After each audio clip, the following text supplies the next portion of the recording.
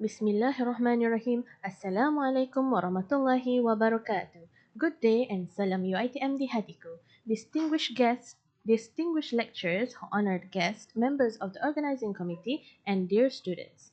Alhamdulillah, all praise be to Allah subhanahu wa ta'ala for his blessings and permission which have enabled us to gather here today for the Knowledge Culture Program Speaker's Corner, organized by the Sultan Badlishah Library in collaboration with the Faculty of Information Science UITM Cawangan Kedah.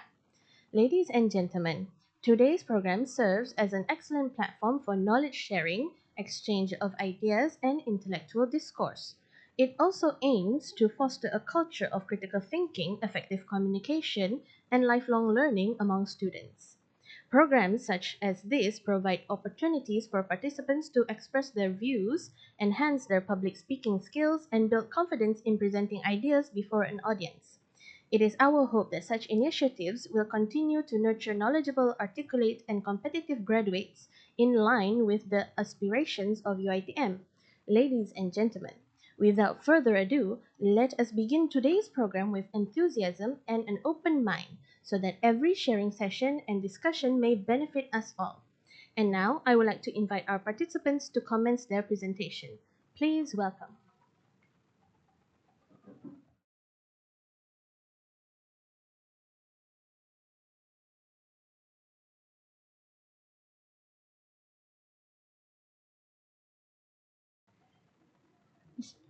Bismillahirrahmanirrahim. Assalamualaikum and good morning. My name is Adriana Nur binti Adnan from class KSI 1442A. Today I will be talking about online harassment and trolling. What would you do if you received a hateful message online? Would you have ignored it? Or does it affect you? About 5.7 billion people use social media online. Everyone must experience online harassment at least once in their life. Some people do not take it seriously, nor try to help others that are being harassed. This behavior can be harmful to individuals emotionally and physically. Let's start with the first subtopic, which is types of online harassment. There are 7 types of online harassment, which are cyberstalking, catfishing, online impersonation, doxing, trolling, and pornography. First, cyberstalking is when someone uses social media platform to threaten other people. Catfishing is when someone makes a fake identity and puts it online.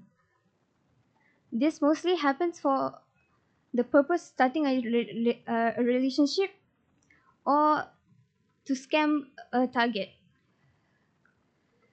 The third one is online impersonation. It is like catfishing, but they use real people's identity without consent. This is with the intent to harm, intimidate, and defraud or threaten the person. Fourth is doxing. Doxing is when someone uses personal information about someone else, such as address, social security number, and phone number. Fifth is trolling. Trolling is to provoke negative emotions towards someone. This happens mostly in video games. They just want to get a reaction out of someone to lower their self-esteem. Lastly is non-consensual pornography. This happens to get revenge. Other than that, they will share private and sexual explicit image or videos online without consent. Now you already know about the types of online harassment. You're probably wondering about the effects on our mental health and self-esteem. Online harassment can affect someone mentally and the health of well-being. This can be threatened to the individual. There are 3 types of online harassment, effects of online harassment, which is anxiety and depression, low self-esteem and identity, trauma, and post-traumatic stress disorder, which is known as PTSD. First of all is anxiety and depression. Victims tend to worry about the safety of the internet and lose self-confidence. This is to express themselves online. Next is low self-esteem, which is the negative feedback that is constantly thrown towards them or losing self-doubt. Trauma and PTSD can be associated with harassment that can linger long after the incidents occur, affecting daily functioning. In the end, the individual will isolate themselves for socializing altogether. Now you already know about the effects of online harassment. You're probably wondering how to cope uh, using coping mechanisms and reporting channels. With the intense spread of online harassment, there are ways to reduce and overcome it. First of all, we should learn how to report online harassment on their site. Each social media platform has their own uh, own own social sorry. Each social media has its own way to handle this behavior. Make sure to record and collect the mean messages to make a hard proof. Every detail is important. This is so they can act it on faster. Other than that, talking to your friends and family can be a big help, since online harassment can be overwhelming to overcome alone. Sometimes the best thing to do is nothing at all. Selective ignoring can be a strong way to deal with people who want reaction. Now we come to an end. Let me briefly summarize the main points. Today we learn about online harassment and its type, effects, and how to cope with it. After hearing this informative speech, I hope it can help you to be aware that online harassment that is happening on social media. Online harassment is increasing since the world is getting digital. The blame solely lies on harassers no matter what they do and say about being provoked.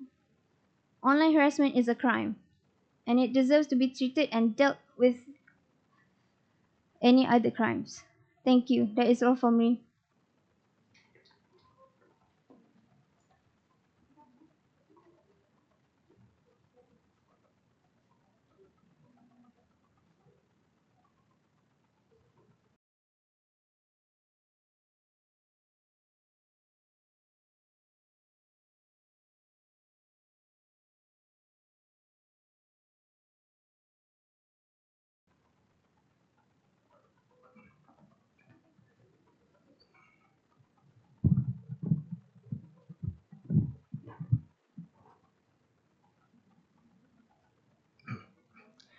Bismillahirrahmanirrahim. Assalamualaikum warahmatullahi wabarakatuh.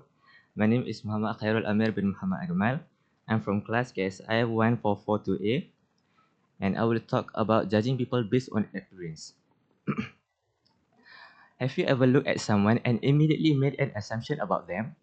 Maybe you thought a person was rude because they looked serious, or that someone was successful because they wore expensive clothes. In today's world, people are often judged by their appearance before they are truly known. Judging people based on appearance may seem natural, but it can lead to unfair stereotypes, misunderstandings, and discrimination. For example, imagine two customers entering a clothing store. One is dressed in branded clothes, while the other is wearing simple casual attire. The salesperson immediately approaches the well-dressed customer with a warm smile, offering assistance and recommendations.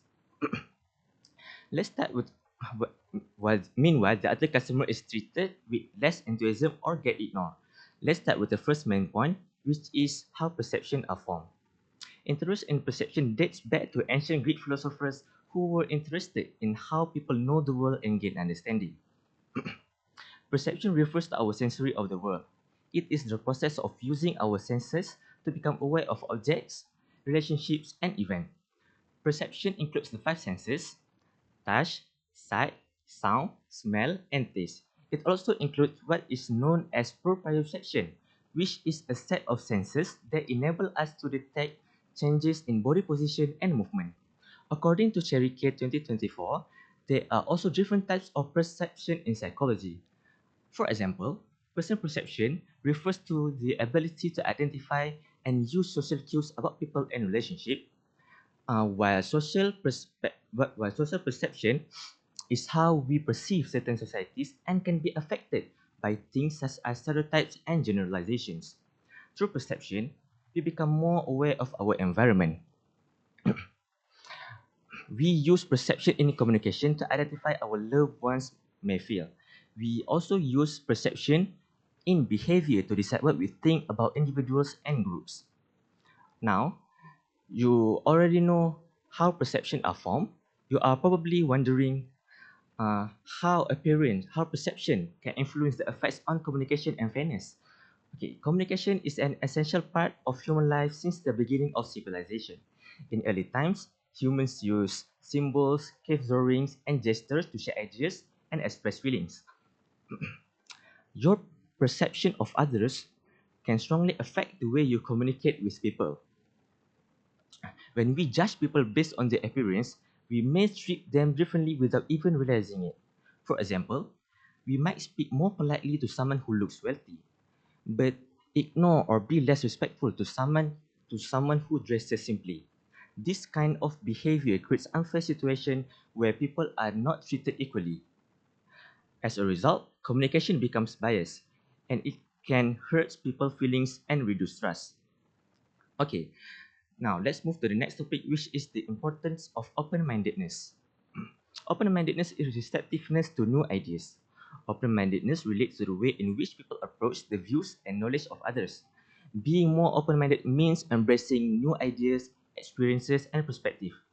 Generally, open-minded people tend to be curious about others' opinions, accept having the others challenged, stay calm if proven wrong, have empathy for other people, and consider what other people are thinking. To be an open-minded person, you have to be able to set aside your judgments, take a serious look at the existing evidence, and admit that you were wrong. It's not just about being tolerant of opposing ideas. It's all about staying curious and adaptable in an ever-changing world. It allows us to gracefully manage relationships, making accurate decisions, and learn new things that can help us grow as a person. Now, we have come to the end. Let me briefly summarize the main points for you. Today, we have learned about how appearance can influence the way people communicated with us and how we treated.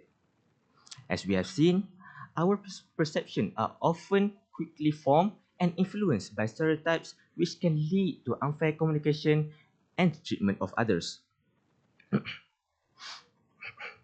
Therefore, it is important for us to practice open-mindedness and let people and give people a chance to show who they truly are beyond their appearance. Let us remind ourselves to look beyond the surface and treat everyone with the same level of respect. That's all from me. Thank you.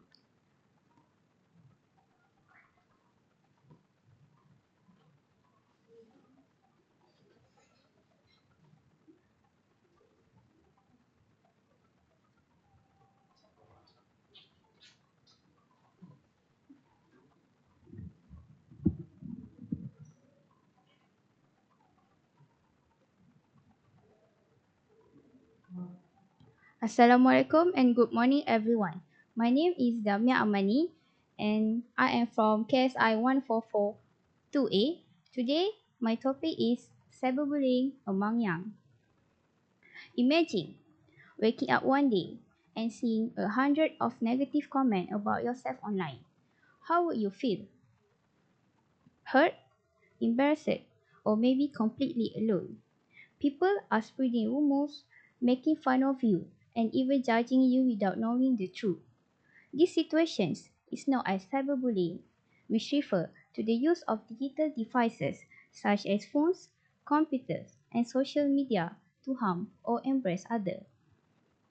According to StopBullying.government, cyberbullying has become increasingly common due to the widespread use of social media and online communications. Many people think cyberbullying is just a joke or harmless teasing, but in reality, it can really affect on someone's mental health and self-esteem. According to Adelphi University, victims of cyberbullying may experience depressions and emotional distress. Therefore, it is important to us to understand better about cyberbullying as its impact in order to create a safer and more respectful online environment. Today, I will discuss about the type of cyberbullying, its effect on mental health and self-esteem, and the role of communication in preventing it.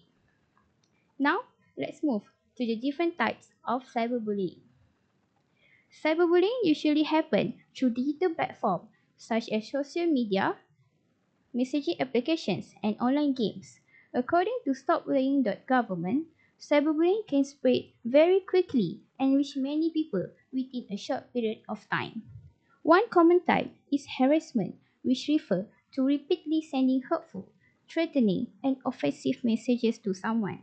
According to UNICEF, these harmful messages can seriously affect a victim emotionally. For example, constantly insulting someone online can make them feel stressed and insecure. Another type is denigrations, which involve spreading false information or rumor about someone's online. This may include posting fake photos or fake story to damage a person's reputation. The third type is impersonations, where someone pretends to be another person or creating fake accounts to post harmful content. According to Adelphi University, this type of cyberbullying can seriously damage a victim's image and reputations. Lastly, exclusion happens when someone intentionally left out of online groups or conversation. Although it may seem harmless, it can make a person feel isolated and rejected. This example clearly shows that cyberbullying can happen in many different kinds and should not be taken lightly. Now we have understand the different types of cyberbullying. Let's move on its effect on mental health and self-esteem. Cyberbullying can have serious emotional and psychological effect on victims. According to stopbullying.government, cyberbullying can happen anytime and anyway, making it difficult for victims to run even in their own homes. One common effect of cyberbullying is anxiety and stress. Victims may constantly worry about negative comments or online attack. According to Adelphi University, this emotional distress can affect a person's mental well-being. Another serious effect is depression. Victims may feel hopeless, sad, and lost interest in activity they once enjoyed before. In some cases, it can even affect their academic performance and daily life. Cyberbullying can also lead to low self-esteem, and where victims begin to believe the negative comment they receive online. This can cause them to lose confidence in themselves. In addition, some victims may experience social withdrawal where they avoid interaction with others because they feel embarrassed, afraid, or emotionally exhausted. Therefore, cyberbullying is not just an online issue, but a serious problem that can deeply affect a person's life and emotional well-being. Now, let's explore the role of communications in preventing cyberbullying. Communication plays an important role in preventing cyberbullying and creating a safer online environment. First, open communications encourage victims to speak up and seek help from trusted individuals such as parents, teachers, or friends. According to UNICEF, talking openly about cyberbullying can help victims feel supported and less alone. Second, assertive communication helps individuals set boundaries and respond appropriately to negative behavior without making the situation worse. Third, raising awareness through campaign, discussions, and educations can help society better understanding the seriousness of cyberbullying. According to Adelphi University, education is one of the most effective ways to reduce cyberbullying. In addition, supportive communication from parents, teachers, and friends is important in helping victims cope emotionally and mentally. Last, Ethical communication encourages people to communicate with kindness, respect, and empathy. According to UNICEF, thinking carefully before posting or commenting online can help prevent harmful situations.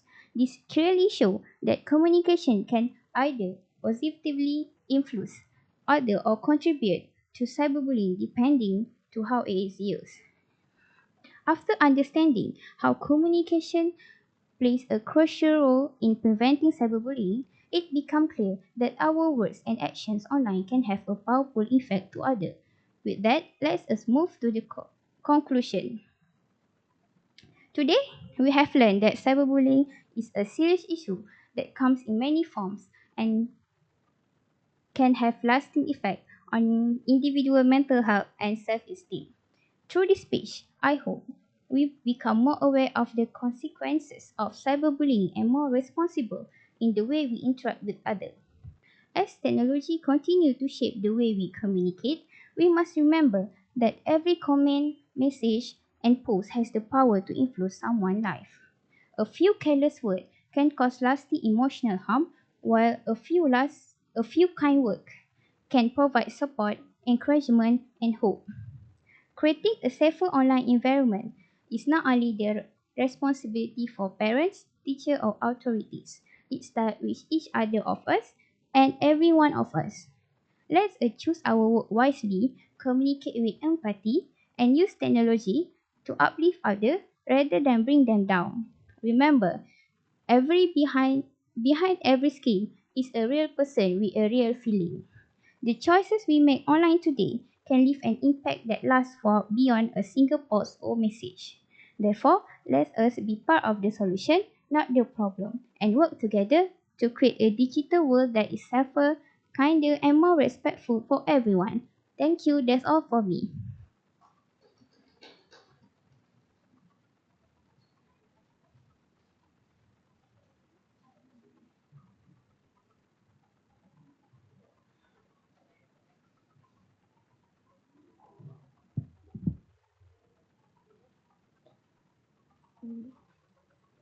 Okay.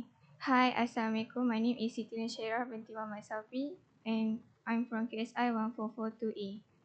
So today I am going to speak about gossip and rumor spreading. So imagine hearing a story about someone that spreads quickly but you are not that sure if it is true or not. So many of us have experienced these situations before in our communities. But have you ever thought about these rumor starts and the damage they can cause? Gossip and rumors often spread easily, especially through social media and word of mouth. So while some may see gossip as harmless, but it actually can harm our trust and relationships. Therefore, it is important to understand how rumors work and how we can deal with them responsibly. So let's begin by looking at how rumors distort information. Rumors distort information often start from a small piece of information that may not be fully verified or true. As information is passed from one person to another, it can easily change because people may unintentionally add or remove anything based on their understanding. Sometimes individuals exaggerate stories to make them more interesting, and it will cause the original message to become inaccurate. Rumors can also be influenced by personal opinions and assumptions. For example, important facts may be left out during assumptions, false details may be added without realizing it, repeated information may be accepted as true even if it is wrong, and social media allows rumors to spread quickly to a large audience. As a result, the information becomes distorted and unreliable. Now that you understand how rumors can change information, let's look at how they affect people and relationships. One major damage is to a person's reputation. Even false rumors can make others think negatively about others. Gossip can also create misunderstandings between people, and relationships may become weak or broken lack of trust. The impact is friends may be stopped trusting each other, conflicts and arguments may happen often, Workplace environments can become uncomfortable and also individuals can feel hard embraced or isolated. Since gossip and rumors can be harmful, let's explore how we can prevent and manage them. So there are several ways individuals can reduce the spread of gossips and rumors. First, always verify information before sharing it and make sure the sources are reliable and resourceful. Second, avoid spreading information that is unclear and unconfirmed. Third, practice honest and respectful communication with others, such as ask questions instead of making assumptions, talk directly to the person involved to clarify misunderstandings, encourage others to stop spreading gossip, and be responsible for what you have said. By taking these steps, we can help create a more positive and trustworthy environment. So now we have come to the end. Let me briefly summarize the main points. Today, we have learned about how gossip are rumor spreading, which are how rumor distort information, impact our relationship, and strategies to manage false information. After hearing this informative speech, I hope it can help you to aware of the impact of gossip and encourage you to think carefully before sharing any information. So everyone should be responsible in communicating and always ensure the information shared is true even if it is not to maintain a good relationships. That's all from me. Thank you.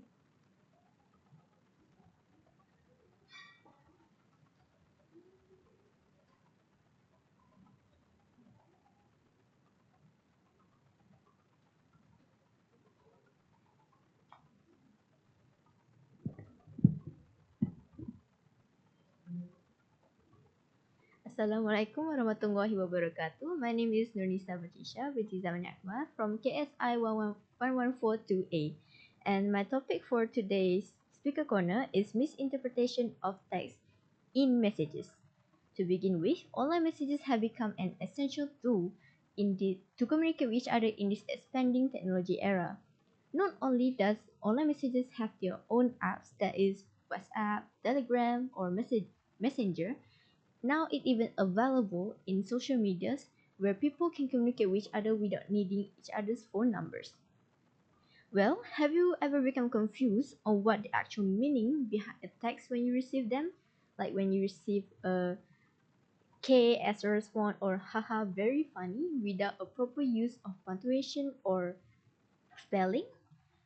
You won't know the exact meaning of the message, right? Well, some people might think they might understand the meaning behind the message, but sometimes it could be wrong. And with this, it can lead to misunderstanding that as a result, it can turns into an argument just over a simple mistake, even though this is not our intention at all. So let's start with the first main point, that is lack of vocal cues in text.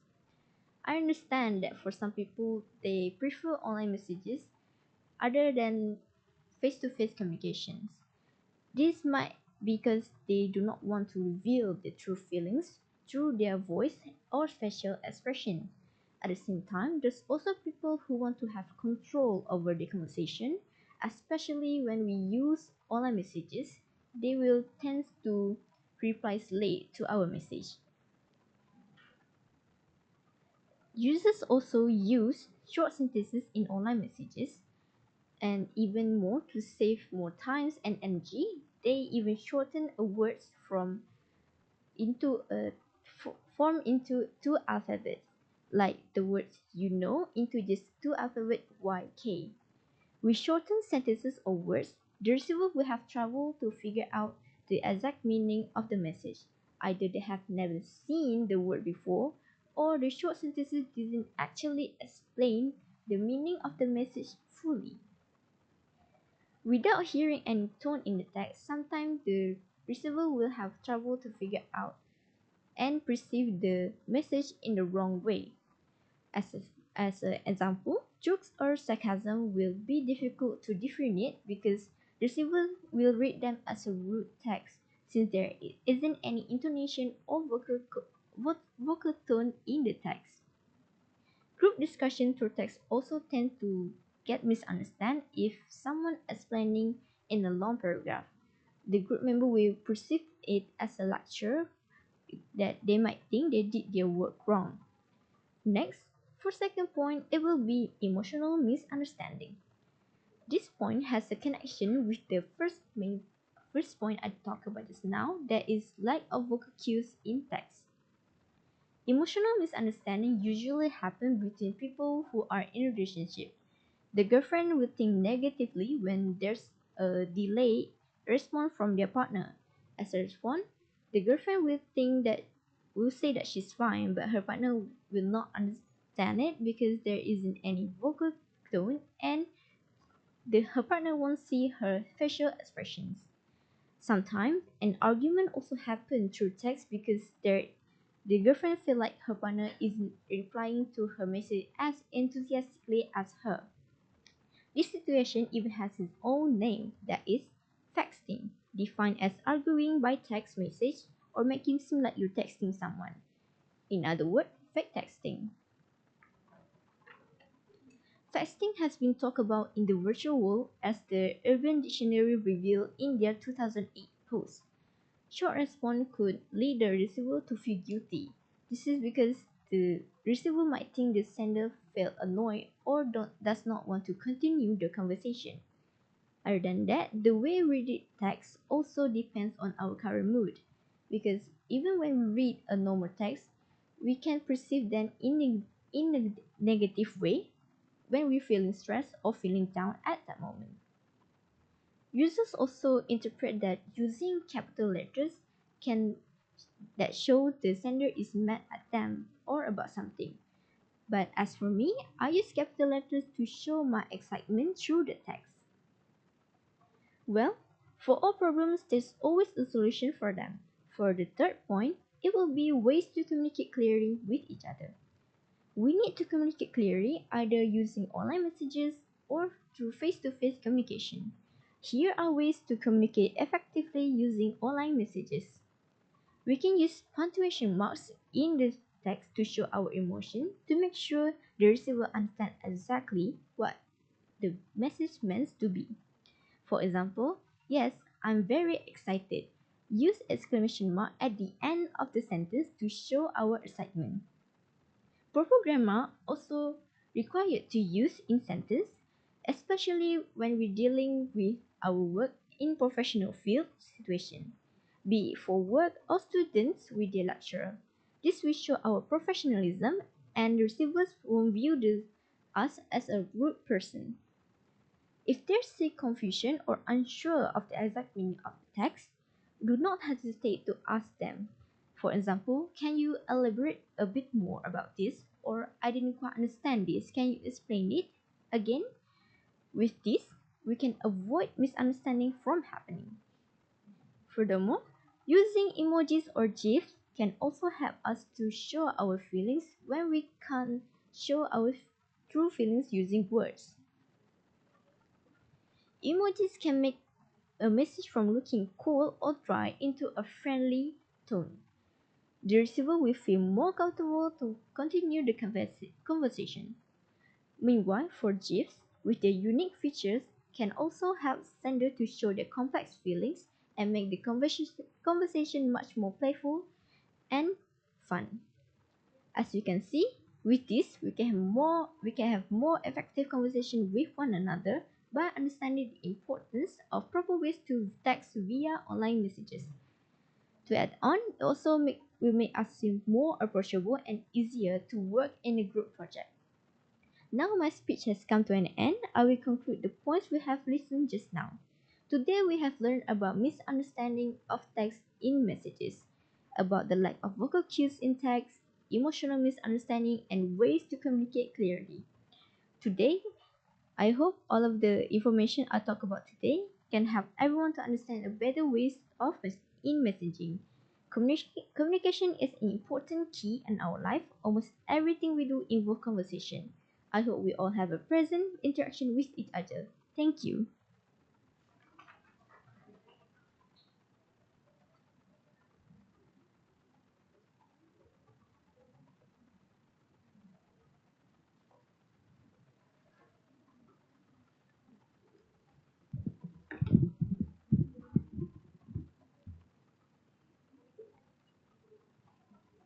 Bismillahirrahmanirrahim and Assalamualaikum warahmatullahi wabarakatuh to everyone. My name is Fususika Mirahimi from class KSI 1442A and I will deliver a speech to talk about stigma around mental health. Stigma is a broad term that is used to describe the negative and stereotypical thoughts, attitudes and feelings about people based on the person, which can include gender, skin color, sexual orientation, religion and mental illness.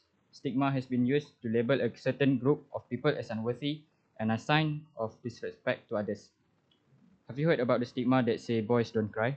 This is the stigma that men shouldn't cry, or else they who show their expression are considered as feminine, weak, failure to be masculine and gentleman. This can lead men to going through a silent epidemic where they isolate themselves and struggle with mental health alone. Globally, over 720,000 people die by suicide annually, and with men accounting for approximately 75% of the death. Now let's start with the first one, which is how communication affects perception of mental illness. Communication is the active process of exchanging information, idea, thoughts, and emotion between the sender and receiver. When someone who struggles with mental health illness chooses to be silent and not reach out to people to tell their problems, this makes people around him think that he is okay. I read an article by Rachel Smith about communication theory on stigma that argue about the misunderstanding of society about various mental disorders resulting in stigma. The model of stigma communication describes how the presence of stigma to these people resulting in framing the people with the condition as dangerous and feeling threatened by them. Now let's move on with the second one, which is barrier to seeking help. From my introduction just now, do you still remember the stigma called boys don't cry? Because of the stigma, people who struggle with mental health illness avoid reaching out to people to prevent misunderstanding, fear of getting insulted, laughed at, and shame of getting called a wimp, which is messed up. What is not okay and shame are isolating yourself for not being fit and suited to the society, keeping yourself miserable in the problem that will haunt you for years. And the most disgusting are mocking people who are struggle with their problems or insecurity. You will never know how much their problems are and how they tend to still be alive. Now let's move on with the last one, which is promoting open dialogue and supportive communication. Open dialogue was actually invented in Finland by clinical psychologist Jaakko Sikula. Open dialogue and supportive communication recognize previous trauma and have proven to be very effective in situations of acute mental illness and in particularly psychosis. Open dialogue has an affinity with a common value of mental healthness. And combined therapies, they are demonstrating usefulness in engaging families and people in their journey toward recovery. By exposing people who struggle with mental illness to open dialogue and supportive communication, they will feel that they are loved by society and appreciate all the support from the society. So now I have elaborated all of my 3 points. We have come to the end. I hope my speech can make you guys be aware of the battle that people with mental illness struggle with. Make sure to support them and treat them as kindly as possible. And lastly, avoid negative stigma that can ruin the society. That's all from me. Thank you for listening and goodbye.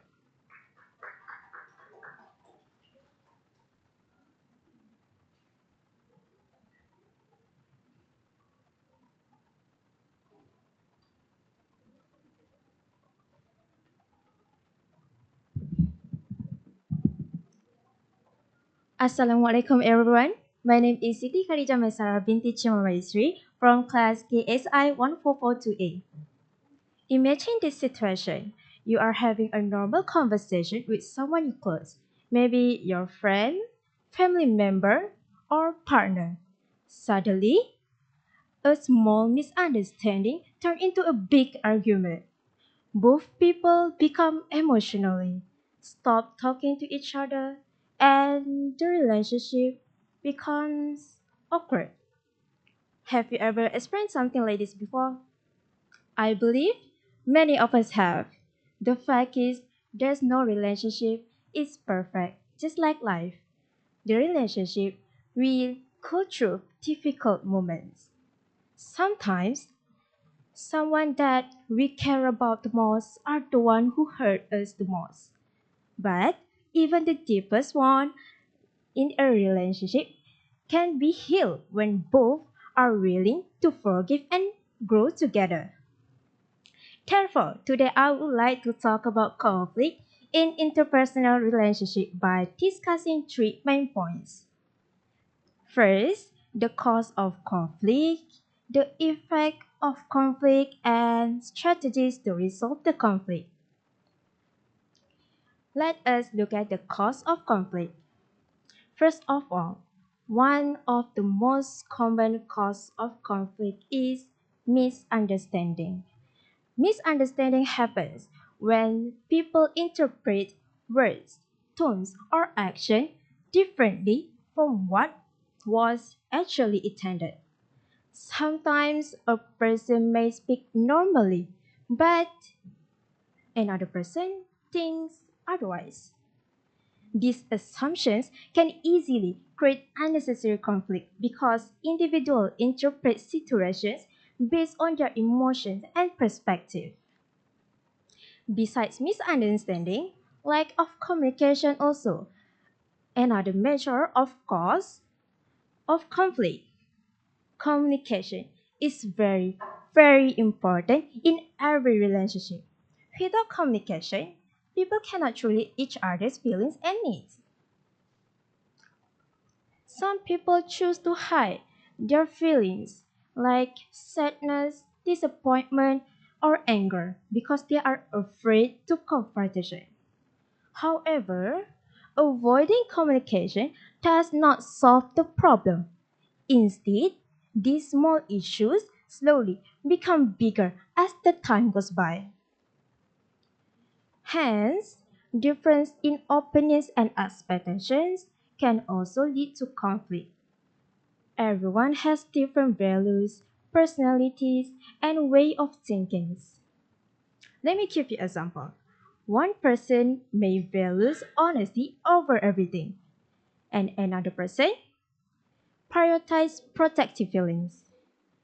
So, when expectations are not discussed properly, disappointment begins to appear and it becomes conflict. Now that we understand the cause of conflict, let's see what the effect of that conflict in relationship.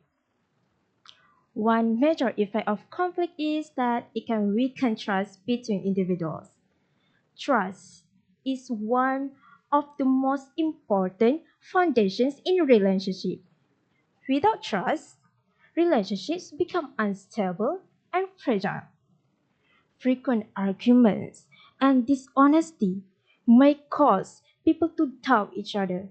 Slowly, they begin questioning the sincerity and loyalty. Like, can I still trust this person? Will they hurt me again? It is because once trust is broken, rebuilding it is not easy. And this conflict also creates emotional distance. When people are constantly hurt by arguments, they may choose to emotionally withdraw themselves. They stop sharing their feelings, stop communicating deeply, and become distant from one another. However, despite all these negative effects, conflict does not always mean the relationship is doomed. Guys, nothing in life is perfect. Even shattered glass can be repaired with glue.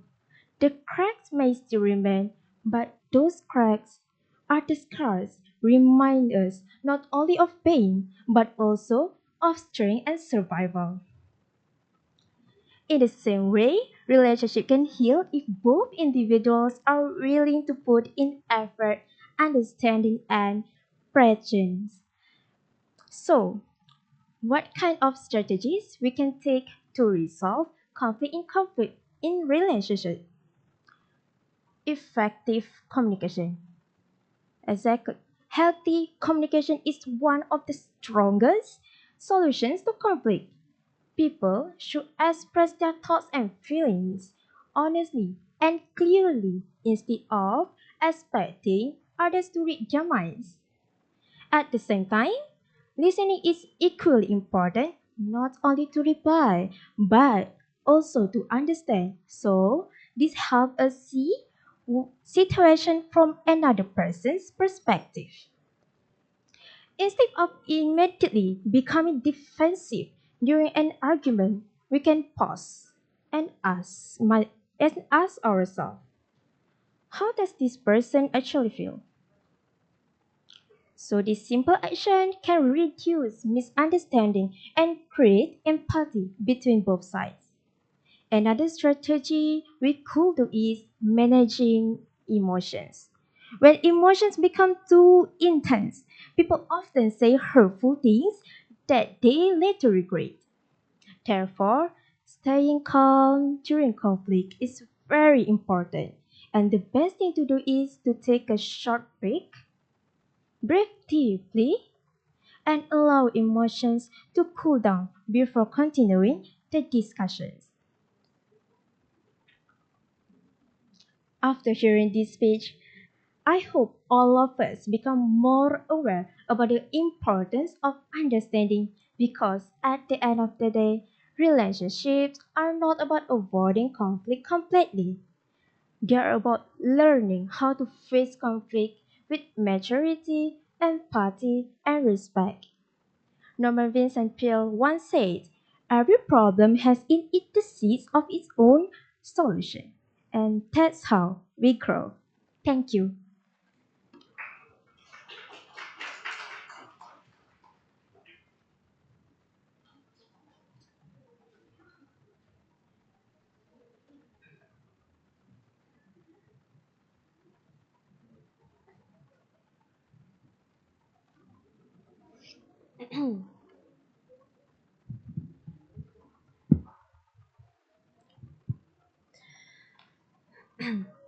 And with that, we bring the curtain down on the live session of today's Speaker Corner. Wow, what an incredible exchange of ideas, talent, and confidence. A huge thank you to the organizing team behind the scenes who made today's program possible. And of course, to all of you, our wonderful audience. Thank you for your energy, your attention, and your support. Keep sharing your voice, stay curious, and we will see you at the next Speaker's Corner. Have a fantastic rest of your day, everyone. Goodbye. Wassalamualaikum warahmatullahi wabarakatuh.